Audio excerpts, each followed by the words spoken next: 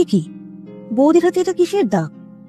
সকালে রান্না করেও যখন পেটে হাত দিলাম চিৎকার করে উঠলো। বৌদি, কি হলো বৌদি, তোমার কি কেমন লেগেছে? না না, আসলে তুমি হঠাৎ করে এসে ডাকলে তো, তাই আমি একটু ঘাবড়ে গেছিলাম। তুমি কি আমার থেকে কিছু লুকোচ্ছ? না না, ওরকম কোনো ব্যাপার না। তুমি বলো কি দরকার।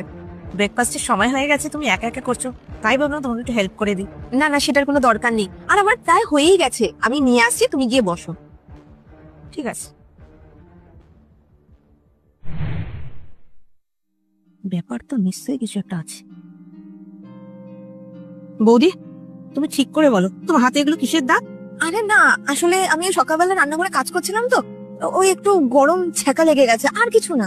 বৌদি, আমার কাছে মিথ্যে বলার কোনো প্রয়োজন নেই, তুমি আমার কাছ থেকে এটা লুকোচ্ছ। সত্যি করে বলো বৌদি, এটা কিসের দাগ?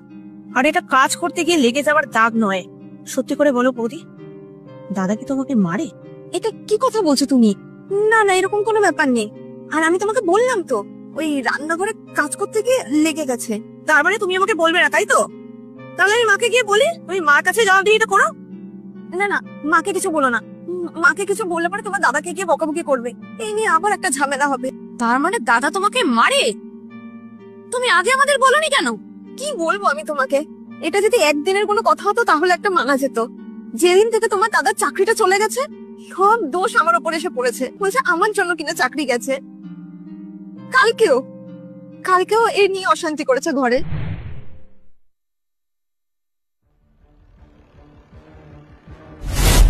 আমি আসার আগে তোমাকে এরকম শুয়ে থাকতে কে বলেছি?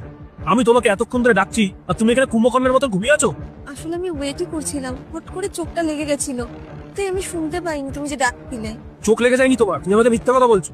আর আমি এটা অনেকদিন থেকে খেয়াল করছি, যেদিন থেকে আমার চাকরি গেছে সেদিন থেকে এই বাড়িতে আমার কোনো সম্মান নেই। এরকম কোনো ব্যাপার না, তুমি ভুল ভাবছো, আমার সত্যিই চোখটা লেগে গেছিল। আমি ভালো মতো জানি তুমি আমাকে মিথ্যা কথা বলছো। একটা কথা ভালো মতো শুনে নাও, আমার চাকরি থাক বা না থাক, তোমার স্বামী কিন্তু আমিই থাকবো। আজকের পর থেকে আমি আসার আগে তুমি যদি এরকম ভাবে শুয়ে পড়েছো বা ঘুমিয়ে পড়েছো, তাহলে আমার থেকে খারাপ কেউ হবে না। তোমার চাকরি যদি চলে যায়, তাহলে তার জন্য তুমি আমার উপরে কেন রাগারাগি করছো? কি বললে? কি বললে তুমি? হ্যাঁ, কি বললে? ছাড়বি? না না, বলো কি বললে? ছাড়ো আমাকে। নিজের সীমার মধ্যে থাকো বলে দিলাম। আর এই ব্যাপারে যদি পরিবারের কাউকে বলেছো, তাহলে তোমার এমন খারাপ অবস্থা আমি করব, তখন দেখবে।